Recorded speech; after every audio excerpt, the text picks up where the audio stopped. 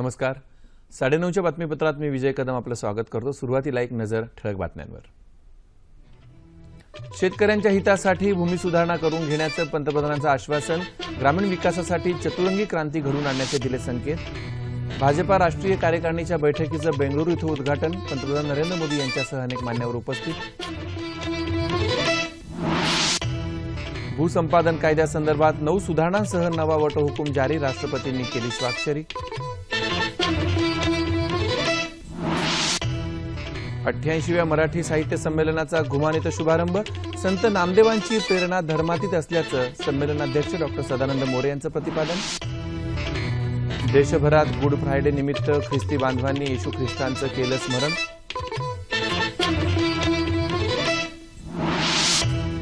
आणि मलेशियन खुल्या बॅडमिंटन स्पर्धेत सायना नेहवालची उपांत्य फेरीत धडक.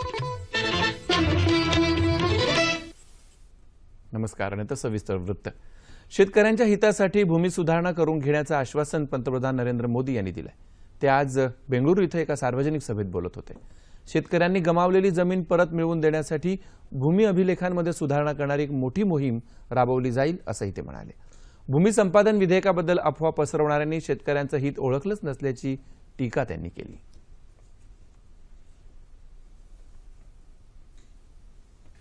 हम पूरा लैंड रिकॉर्ड को रिफॉर्म करके किसान की जमीन किसान को वापस मिले, इसका बड़ा अभियान चलाना चाहते हैं।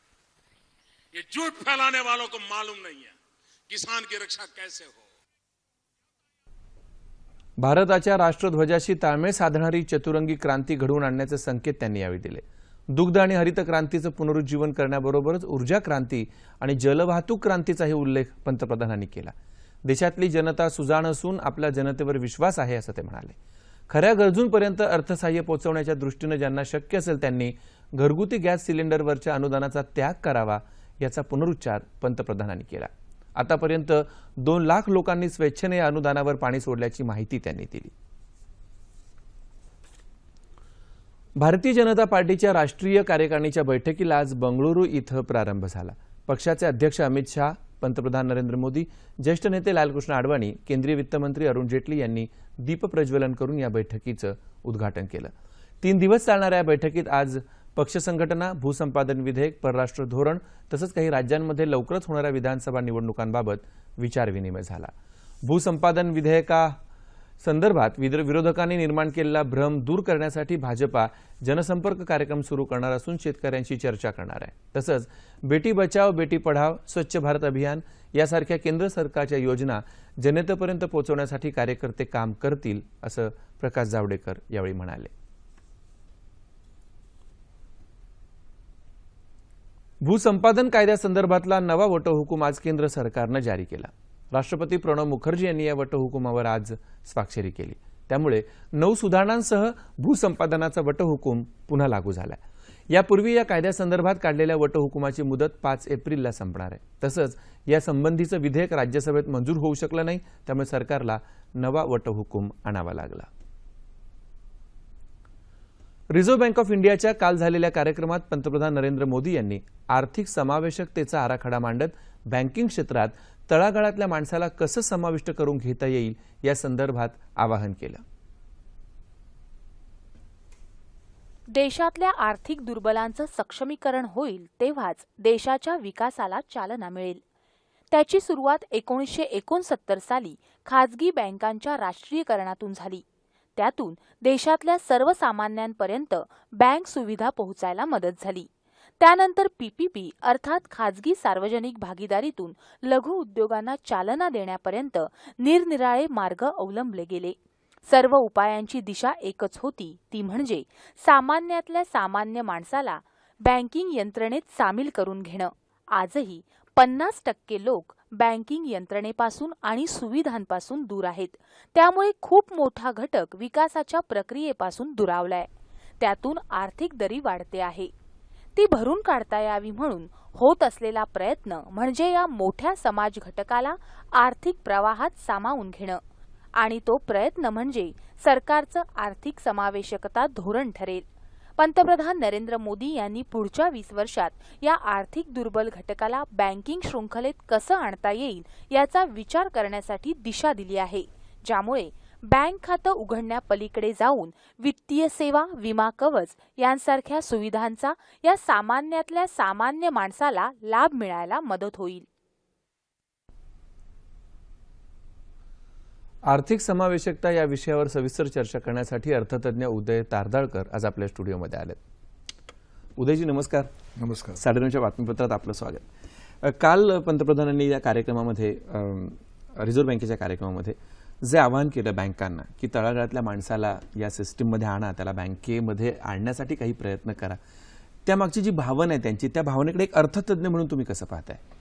जसं आपण बघितलं की याची सुरुवात जी झाली ती मागच्या वर्षी डॉक्टर उर्जित पटेल हे जे रिझर्व्ह बँकेचे डेप्युटी गव्हर्नर आहेत त्यांनी एक समिती स्थापन केली त्यांच्या अध्यक्षतेखाली.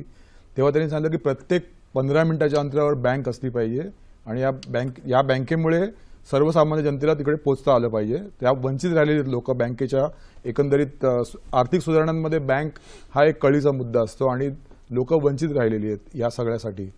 तर सर्वात प्रथम त्यांनी हे जेव्हा सांगितलं तर नव्या सरकारने ही उचलून धरलं आणि आपण नेहमी म्हणतो की रिझर्व्ह बँक आणि सरकारचा समन्वय आहे की नाही, हा एक नेहमीचा एक कळीचा मुद्दा मानला जातो. पण प्रत्यक्षात मोदी सरकारने 15 ऑगस्टला ही योजना जाहीर केली आणि 28 ऑगस्टला सुमारे 1.5 कोटी खाती उघडली गेली पहिल्याच दिवशी आणि गेल्या 7 महिन्यात 14 कोटी खाती उघडली गेली. आणि ह्याच्यामध्ये जी संकल्पना आहे की झिरो बॅलन्स अकाउंट म्हणजे शिल्लक 0 रुपये ठेवून तुम्ही खातं उघडू शकता. हे कशासाठी हे सगळं करायचं तर ह्याचे फार मोठे परिणाम आपण बघितले की जी उद्दिष्ट आहेत, आपण अनुदान देतो, छोट्या उद्योजकांना पैसे द्यायला लागतात, त्या सर्व कारणांसाठी ही योजना सरकारने सुरू केली आणि त्याला अर्थातच एक द्विगुणित यश मिळालं असं आपण म्हणायला हरकत नाही. 2035 पर्यंत म्हणजे येत्या 20 वर्षामध्ये संपूर्ण आर्थिक समावेशकता साध्य करावी असं उद्दिष्ट ठेवलेलं आहे. त्याबद्दल काय, हे कसं करता येईल? ह्याच्यामध्ये एक 3-4 मुद्दे आपण बघितले की आपण नेहमी म्हणतो की हरित क्रांती करायला पाहिजे, आपण पर्यावरणाचा विकास केला पाहिजे. पर्यावरण विषयक ज्या कंपन्या असतात त्यांना नेहमी कर्ज देतात बँका, अगदी म्हणजे दे आर वेलकम. पण शेतकऱ्याचा कोणी विचार केला आहे का? शेतकरी झाडं लावतो, त्याला कोणी पैसे देतं का झाडं लावण्याला? देत नाही. तर ह्या दृष्टीने सरकारने आता आवाहन केले सगळ्या बँकांना की तुम्ही विचार करावा. तसंच शिक्षणासाठी पण पैसे खर्च केले पाहिजेत आणि जर शिक्षणामध्ये जर मोठी क्रांती घडवायची असेल, जे आपण नेहमी म्हणतो की मेक इन इंडियासाठी स्किल सेट पाहिजे, ते स्किल सेट कुठून येणार? जर लोक शिकली नाही तर लोकांना हे पैसे उपलब्ध करून देणं हे तेवढंच सरकारचं काम आहे आणि अनुषंगाने बँकांचं काम आहे. तिसरी गोष्ट आपण बघितली की आपण जेव्हा म्हणतो की भारत या प्रगतीच्या पथावर आहे तर एक जो असमतोल आहे की नेहमी तुम्ही बघितलं की जी पश्चिमेकडची राष्ट्र आहेत, गुजरात, महाराष्ट्र, राज्य ह्याच्यामध्ये प्रचंड प्रमाणात आपण प्रगती झालेली बघतो आणि ईशान्य भारत जर बघितला, जिकडे प्रचंड समाजात नैसर्गिक संपत्ती आहे तिथे आपलं दुर्लक्ष झालंय, तिकडे हरित क्रांती व्हायला पाहिजे. तर त्या दृष्टीने पूर्वेकडे वळा असा एक संदेश सुद्धा पंतप्रधानांनी काल आपल्या भाषणात दिलाय. तसंच आपण बघितलं की जे छोटे छोटे लघुउद्योजक आहेत त्यांची जी गरज असते अर्थसहाय्यतेची ती 5,000, 10,000, 15,000 रेंजमध्ये असते, पण त्यांना सहजासहजी उपलब्ध होत नाही ती कर्ज.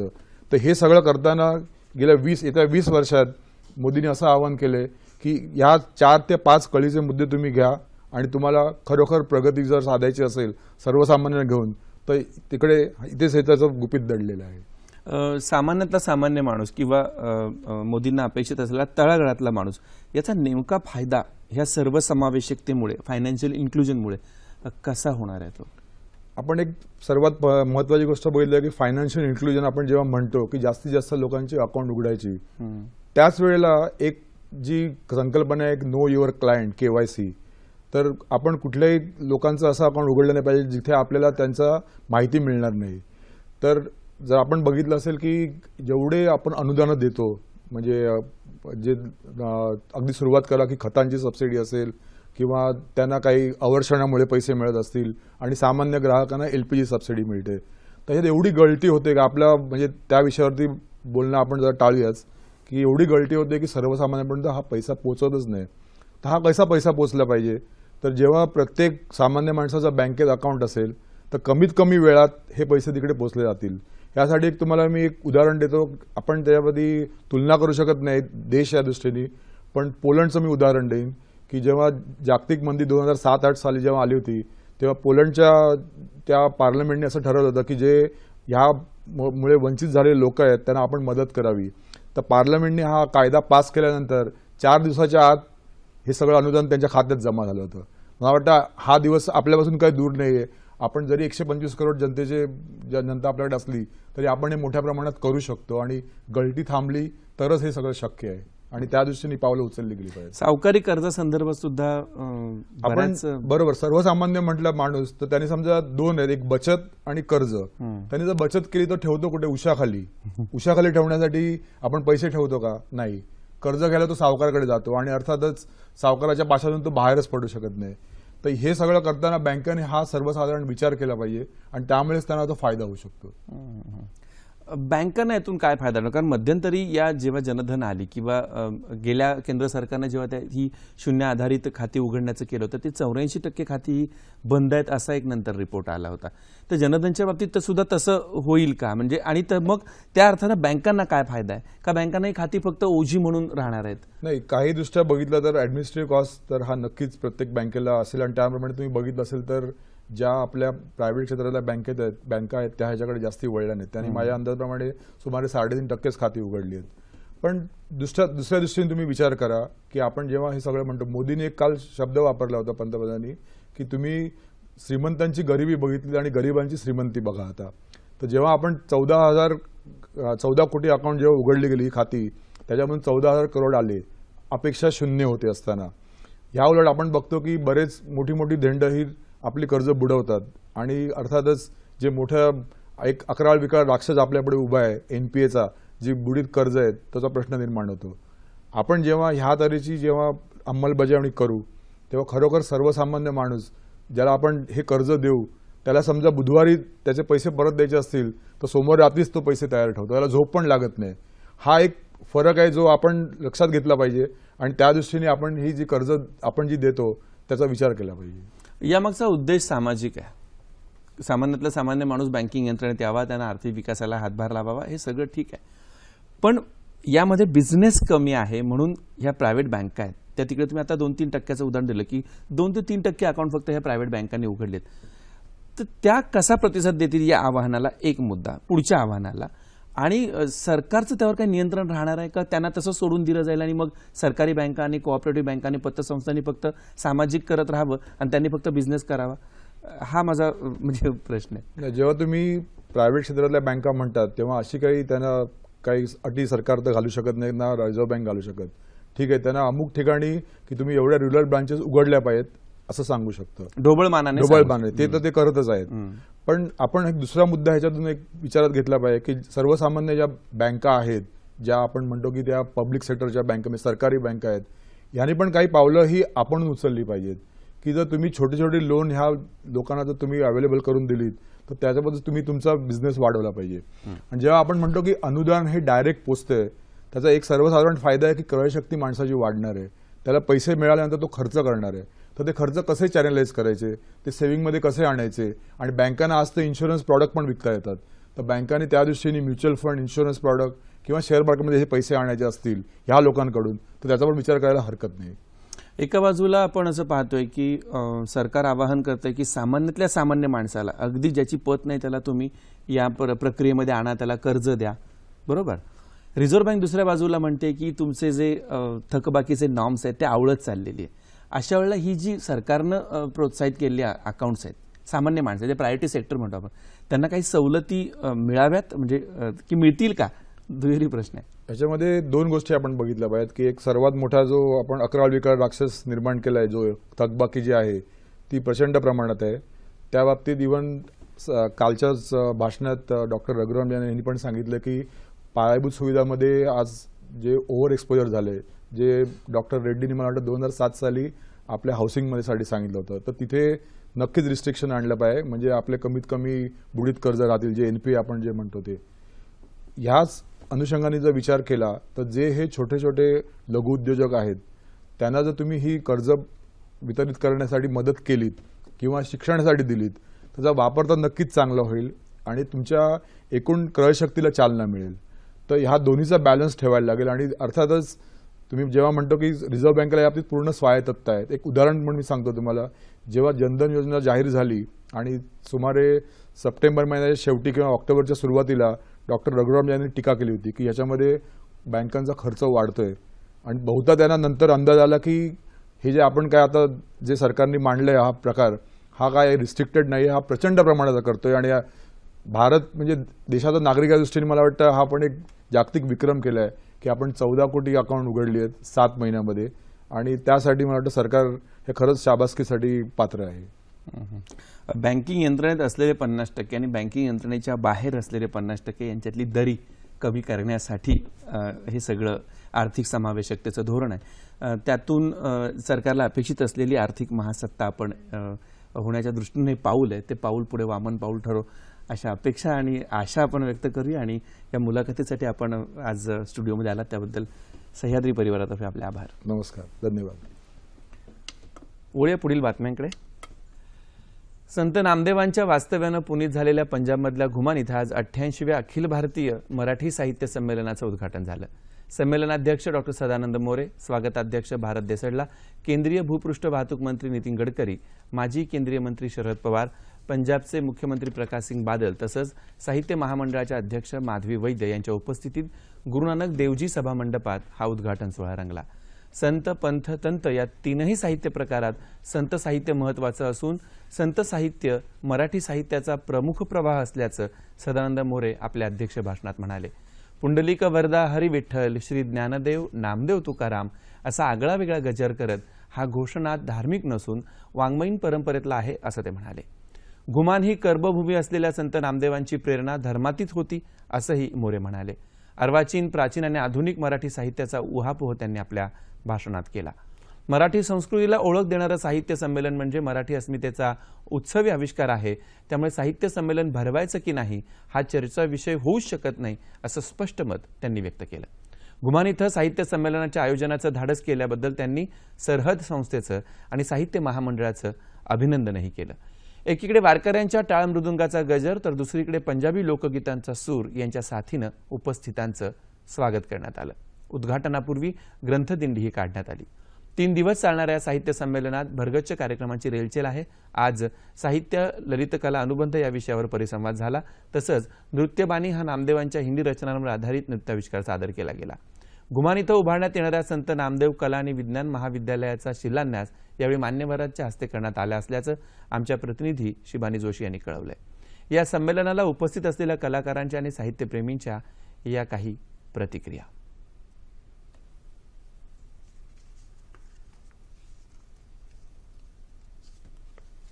याच्यातून आम्हाला घरी जाताना आम्ही 3 आदर्श नक्की नेऊ. पहिला म्हणजे आध्यात्मिकतेचा, दुसरा म्हणजे सामाजिकतेचा, तिसरा म्हणजे बंधुतेचा. खरोखरच इतकं सुंदर आणि रम्य वातावरण आहे. विशेषतः पंजाब, ज्यांनी खरं तर इतका समृद्ध पंजाब आहे पण ज्यांनी अनेक आक्रमणांमध्ये खूप सोसलेलं देखील आहे, त्यांचा इतका दिलदारपणा बघून सुद्धा खूपच आनंद होतोय. साहित्य परिषदेने डेफिनेटली खूप प्रयत्न केलेत, चांगले प्रयत्न केलेत आणि पंजाब सरकारचे आभार मानले पाहिजे. त्यांनी सुद्धा अतिशय पुढाकार घेऊन हे साहित्य संमेलन यशस्वी करण्यासाठी प्रयत्न केला. आता कसं नवीन नवीन चर्चा होते, पण आता इथे डोळ्याने पाहून हे एक निश्चित झालं की त्यांच्या बोलण्यापेक्षा जे ते आम्ही कृतीमध्ये पाहतोय की मराठी मंडळ, आम्हाला वाटलं होतं की बा 500-1000 लोक येतील, पण तब्बल 3 ते 4000 मराठी माणसं आलेले आहे आणि बोलणं चालणं होतंय आणि खरोखरच मोठी अभिमानाची बाब आहे. कोल्हापूर जिल्ह्यात वाडी रत्नागिरी इथं आजपासून ज्योतिबाच्या चैत्र यात्रेला सुरुवात झाली. कोल्हापूरचे पालकमंत्री चंद्रकांत पाटील यांनी आज पहाटे सपत्नीक ज्योतिबाची शासकीय पूजा केली. मानाच्या निनाम पाडळी आणि विहे इथल्या शासन काठ्यांचं पूजन झालं. राज्यातल्या सर्व शेतकरी आणि जनतेला सुखी समृद्धी ठेव असं साकडं पाटील यांनी यावेळी घातलं. यावेळी स्थानिक आमदार, खासदार यांच्यासह अनेक मान्यवर उपस्थित होते. ज्योतिबाच्या नावानं चांग भलच्या गजरात गुलाल, खोबऱ्याची उधळण करत राज्यासह कर्नाटक, आंध्र प्रदेश आणि गोवा या राज्यातून आलेले लाखो भाविक या यात्रेत सहभागी झालेत. आज शासन काठ्यांच्या मिरवणुकाही निघाल्या. 3 दिवस चालणाऱ्या यात्रेसाठी चोख बंदोबस्त ठेवण्यात आलाय.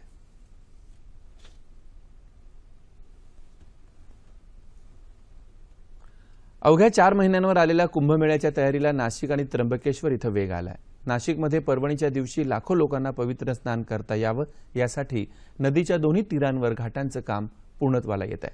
त्र्यंबक नगरपालिका क्षेत्रातली 52 कोटी रुपयांची पायाभूत सुविधांची प्रमुख कामं येत्या एप्रिलपर्यंत पूर्ण होतील. तसंच एसटी वाहतूक, पोलीस, मोबाईल फोन यंत्रणा, आपत्ती व्यवस्थापन, साधू आणि येणाऱ्या भाविकांसाठी सार्वजनिक स्वच्छतागृह अशी इतर कामंही लवकरच पूर्ण होतील असा विश्वास नगरपालिकेच्या मुख्याधिकाऱ्यांनी व्यक्त केला.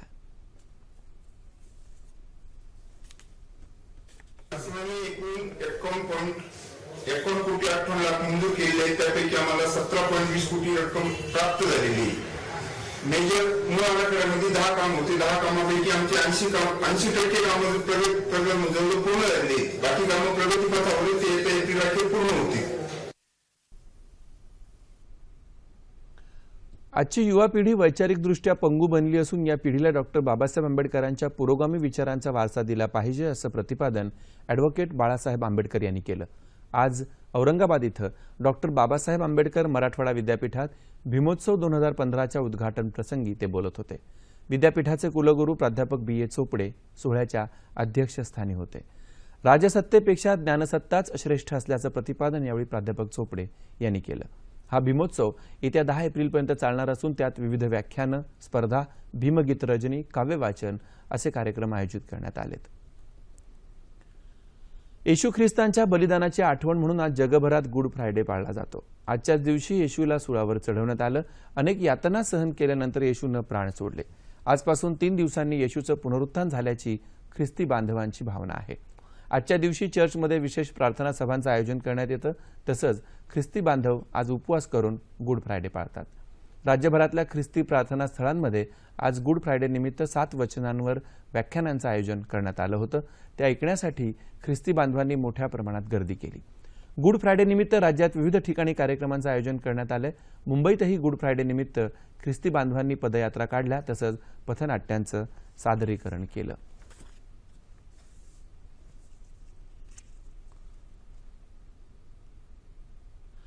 कॉम्रेड गोविंद पानसरे यांची हत्या होऊन 40 दिवस उलटून गेले तरी हल्लेखोरांना शोधण्यात पोलिसांना अपयश आलं असल्याच्या निषेधार्थ भारतीय कम्युनिस्ट पक्षाच्या कार्यकर्त्यांनी कोल्हापूरमध्ये आज पोलीस अधीक्षक कार्यालयावर आत्मक्लेश मोर्चा काढला.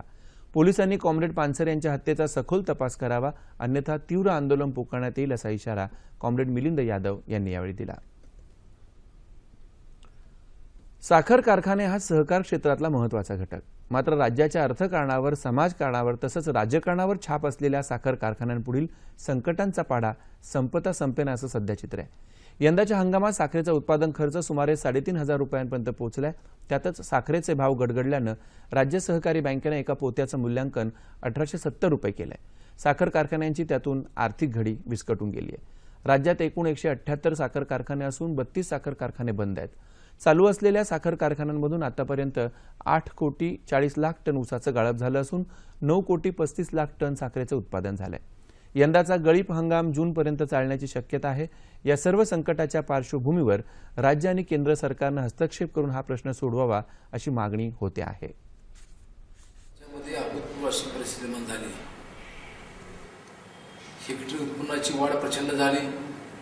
त्याचप्रमाणे अनेक शेतकऱ्यांनी स्वतःच्या माळरानावर सुद्धा ऊसाची लागण पट्टा पद्धत असलेल्या ड्रीपच्या सहाय्याने केली आणि त्यामुळं सहकारी साखर कारखान्यांचे आणि राज्य सरकारचे सर्व अंदाज या ठिकाणी फसले. सोलापूर जिल्ह्यातील लघुउद्योग तसंच मोठ्या उद्योगांना चालना देण्यासाठी जिल्हाधिकाऱ्यांनी 2015-16 या वर्षाकरता 10,000 कोटी रुपयांचा पत आराखडा तयार केलाय. यामध्ये राष्ट्रीयकृत बँकांचा 9,400 कोटी रुपयांचा वाटा असून सहकारी बँकांचा वाटा 600 कोटी रुपयांचा आहे. या आराखड्याअंतर्गत शेतीच्या पतपुरवठ्यासाठी 7,000 कोटी रुपये तर उद्योगांकरता 2,175 कोटी रुपयांची तरतूद करण्यात आली आहे. यामुळे जिल्ह्यातील बेरोजगारांना कर्ज मिळून रोजगार निर्मिती होण्याचं उद्दिष्ट समोर ठेवण्यात आलं आहे. आपल्या जिल्ह्यामध्ये अवेलेबल असलेले नॅचरल रिसोर्सेस, विशेषतः पाणी पुरवठा जो शेतीसाठी लागतो, याचा उपयोग शेत जमिनीसाठी चांगल्या पद्धतीने करायचा झाला तर ठिबक सिंचन किंवा शास्त्रीय दृष्टिकोनातून त्याचा वापर होणं गरजेचं आहे. आणि म्हणून क्रॉप क्रेडिट किंवा पीक कर्ज आणि ठिबक सिंचन यांचा आम्ही जोड लावण्याचे ठरवलं आहे. जागतिक क्रमवारीत अव्वल स्थानी असलेल्या भारताच्या सायना नेहवालनं विजयी घोडदौड कायम राखत मलेशियन खुल्या बॅडमिंटन स्पर्धेच्या उपांत्य फेरीत धडक मारली. आज झालेल्या सामन्यात सायनानं चीनच्या 15व्या मानांकित सन यूचा 21-11, 18-21 आणि 21-17 अशा सरळ गेममध्ये पराभव केला. पुरुष एकेरीत के श्रीकांत, पारुपल्ली कश्यप, SH प्रणय यांना दुसऱ्या फेरीत पराभवाचा सामना करावा लागला. सायना नेहवाल हिच्या जागतिक क्रमवारीतल्या अव्वल स्थानावर आंतरराष्ट्रीय बॅडमिंटन संघटनेनं काल शिक्कामोर्तब केलं.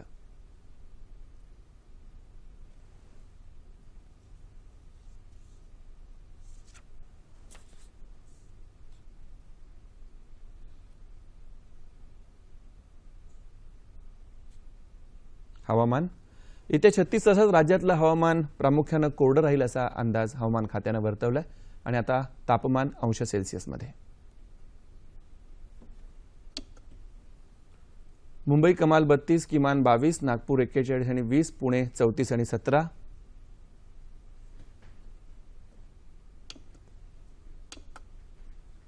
औरंगाबाद 37 आणि 23, नाशिक 33 आणि 18, कोल्हापूर 35 आणि 22, रत्नागिरी 33 आणि 23, सोलापूर 40 आणि 23 आणि अमरावती 38 आणि 22 अंश सेल्सिअस. शेवटी पुन्हा एकदा ठळक बातम्या. शेतकऱ्यांच्या हितासाठी भूमी सुधारणा करून घेण्याचं पंतप्रधानांचं आश्वासन. ग्रामीण विकासासाठी चतुरंगी क्रांती घडवून आणण्याचे दिले संकेत. भाजपा राष्ट्रीय कार्यकारिणीच्या बैठकीचं बेंगळुरू इथं उद्घाटन. पंतप्रधान नरेंद्र मोदी यांच्यासह अनेक मान्यवर उपस्थित. भूसंपादन कायद्यासंदर्भात 9 सुधारणांसह नवा वटहुकूम जारी. राष्ट्रपतींनी केली स्वाक्षरी. 88व्या मराठी साहित्य संमेलनाचा घुमान इथं शुभारंभ. संत नामदेवांची प्रेरणा धर्मातीत असल्याचं संमेलनाध्यक्ष डॉ. सदानंद मोरे यांचं प्रतिपादन. देशभरात गुड फ्रायडे निमित्त ख्रिस्ती बांधवांनी येशू ख्रिस्तांचं केलं स्मरण.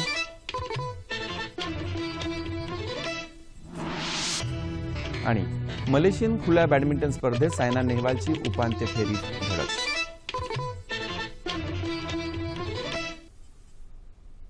याबरोबरच हे बातमीपत्र संपलं. पुन्हा भेटूया उद्या सकाळी 8:30 वाजता सह्याद्री वाहिनीवर. नमस्कार.